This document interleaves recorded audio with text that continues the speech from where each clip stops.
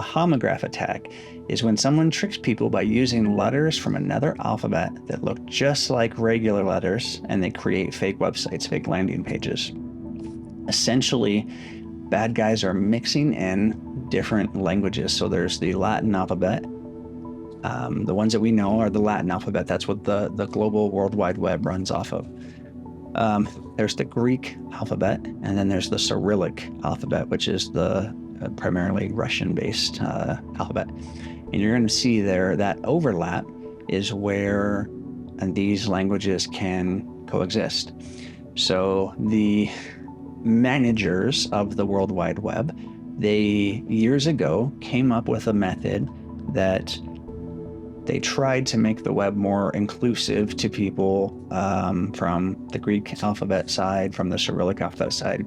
And so they came up with a technique that they can allow the World Wide Web to find all these different places, and then they have a conversion called puny code, and it converts readable stuff into a different language, basically. So you can see we have ABEHMOPTX. Those are the crossovers that we can work with. All right, I'm going to go through a bunch of these, and you're going to be able to see how close these are. And I want you to be honest, because everybody that I've shown this presentation to so far has been like, holy cow, I had no idea how close those were. So the legitimate ones are on top. The phishing ones with the Cyrillic letters are on the bottom. Google, very, very, very similar. Amazon, they're using the Cyrillic A at the start of it. Again, super close. Microsoft, the C there, really, really hard to tell. Facebook, Apple, Netflix, Twitter, LinkedIn, PayPal, eBay, Instagram, YouTube, Yahoo, Adobe, Dropbox. I've seen these attacks actually in real life, and they are quite effective. Reddit, Pinterest, Spotify. Now, of everything that we've seen so far, honestly, I could see myself falling for most of those, if not all of those, especially if you are just in passing, you see a link and you click on it. I mean, even I, who have been around this stuff a long time, who know what I'm kind of looking for, it's really hard to spot. How hard is it to actually pull off an attack? Now, this is going to be very high level, but I'm going to kind of go through the overall steps of what you would need, and then how easy or difficult it is for somebody with even, I'm going to say like a high schooler's equivalent of knowledge. But my point is, this stuff is not difficult. You can find YouTube videos, you can find TikTok videos, all of these different, how-tos, there's GitHub pages, all this stuff that's readily available, and it walks you through it. It's moderately difficult to make it look flawless. And again, bad guys work really hard because their income depends on being flawless. All right, first off, find the target. Who are we going to impersonate? Amazon, Microsoft, Google, tier 3, whatever. Okay, so we picked Amazon. Then we're going to register a puny code. That was that translation I mentioned to you earlier. Puny code is how these different alphabets can communicate with each other on the global web. So a puny code domain is like a lookalike. And we can say, Amazon, I want to register whatever the closest Amazon puny code domain is. And you can literally go to just about any web registration place, GoDaddy, Namecheap, whatever. It's readily available. Almost everybody can do this step without any problem at all. Then you're going to set up your clone site or your landing page, whatever it is, however in depth you're going to be. Remember on last month's session, I showed you guys how incredibly easy it is to perfectly clone a web page. Down to the T. It's perfectly cloned, and it takes just a few minutes to change your own links. If you didn't see it, go back and watch it because it's really cool. But I can find a Facebook landing page or an Amazon landing page where I'm trying to get you to sign in. clone that. Then I have to find, do a little bit of work in there and make sure that my links are updated and whatever else I want to put in there, because the links all have to work and we have to make it look like it's as real as possible. But again, relatively easy. You got to find a hosting provider. This is a little bit more difficult because you are going to be hosting a phishing site.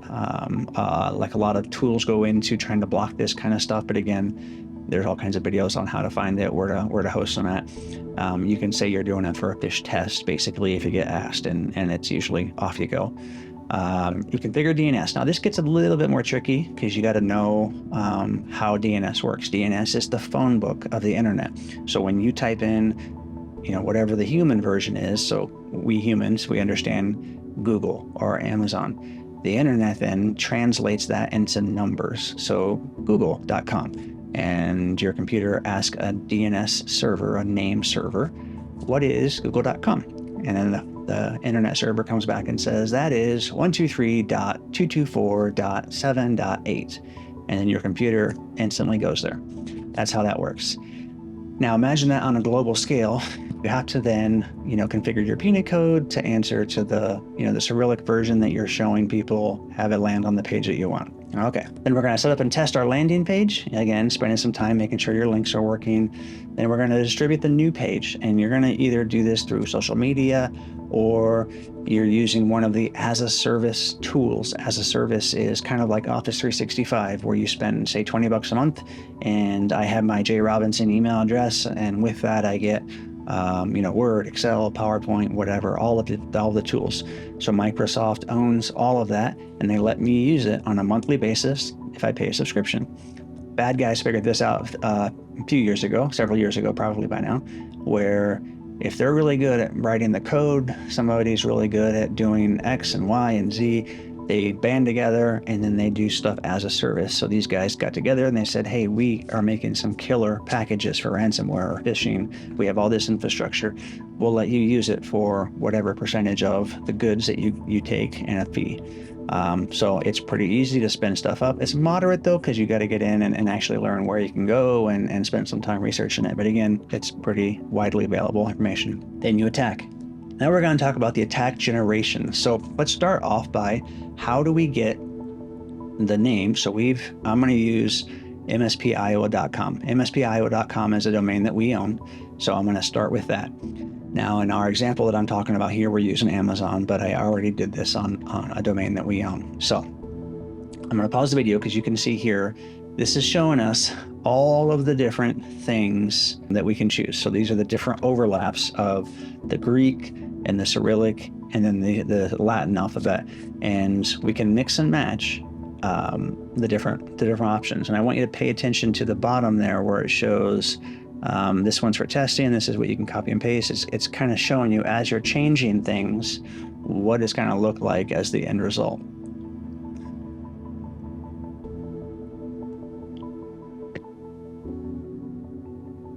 And it's darn near impossible to spot the difference. Okay, so then we're going to submit it and we're going to generate the puny code. This is how the internet is going to route it for us. Here, can I pause this? There, the mspiowa.com. That's the bogus phishing one that we just created. It looks identical to the regular Latin MSP Iowa, but it resolves to this other garbage domain that is the puny code version. So this is how we're going to tell the internet to find it. All right. It's that easy. Super, super cool. Okay, now we have our puny code to use and we have our attack domain. And then we go back into DNS and we start doing the stuff that I already laid out. So now a lot of people are going to wonder, this sounds kind of scary. What is there as far as protections, or what can we do? And if you're at a business, your business should have a firewall, and it should be a good firewall that's doing inspections of everything coming in, going out.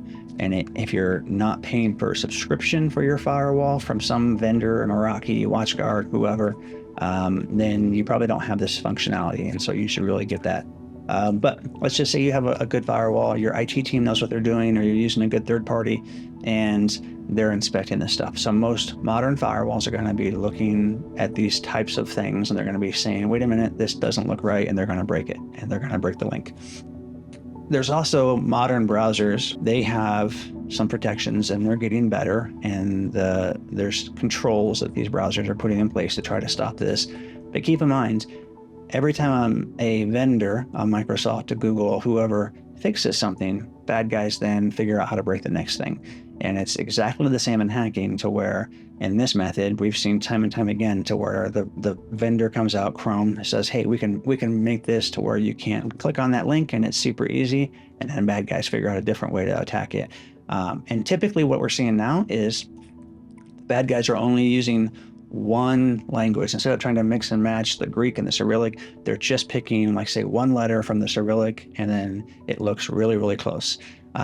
Or like Google, they're picking the two O's and it looks really close. So that has a higher success rate. But again, Chrome just released a new version that kind of blocks this stuff, and it won't be long before bad guys come out with another way to break it. So let's watch this video here. This is an example of a researcher went through and kind of put a bunch of things together, and so you can see a proof of concept of how this would work. All right, so this is what it would be, a proof of concept. So it's saying this is Apple. This is pretending to be apple.com, but it's going to a puny code version. Obviously, it's not Apple, but Chrome is saying, wait a minute, did you mean to go to apple.com? Because this is pretending to be apple.com. Okay, there's a feature there that's helping you. Now let's take that same link, and we're going to go over to Safari and paste it, and boom, right there. They got right through with no issues, no breaks, nothing. Different browsers have different protections, but there's definitely there's room for improvement. And if you just rely on your browser, you're going to be in trouble. But the biggest takeaway for me is, and what we're teaching with our clients as we start to see these attacks become more and more popular, is that the mobile phones, when you're out and about, almost everybody has email on their phone, their work email on their phone.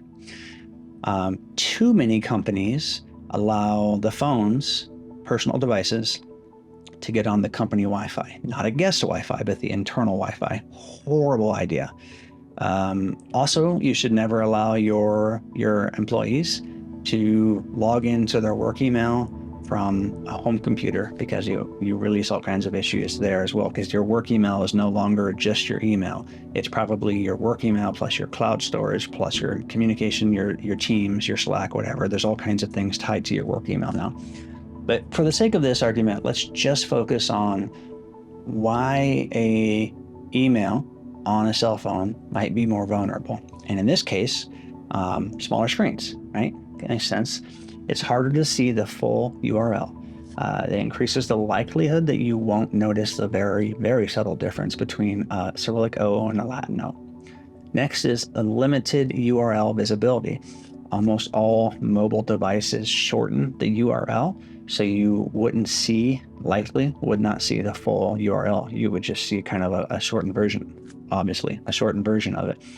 That makes it harder to spot these things. On a desktop, if you've gone through phishing training and testing or whatever, you're taught to kind of hover over a link to see what that looks like, what the actual full URL is. And if you're on a mobile, you're not going to have that hover option typically. The vast majority will not. So it's darn near impossible to spot the fake. And then there's the increased likelihood of actually clicking. Most people on their phones, they just get scroll happy, and they are very, very much more likely to fall for one of these on their phones. And again, when you fall for it on your phone, if I can trick you into clicking on a login page or click onto something that you think is legit, and you divulge information or you download something onto your phone that then can get into your email or harvest your two-factor cookie, all of these different things, right? There's a bunch of different ways we can get in and do this, but people are more likely to click on their mobile devices. And then phishing tactics targeting mobile. We're seeing this a lot as well. And just by the way, we're doing this with all of our chief security officer, virtual chief security officer clients. Part of that journey is we start, one of the first things that we start with is a bring your own device policy.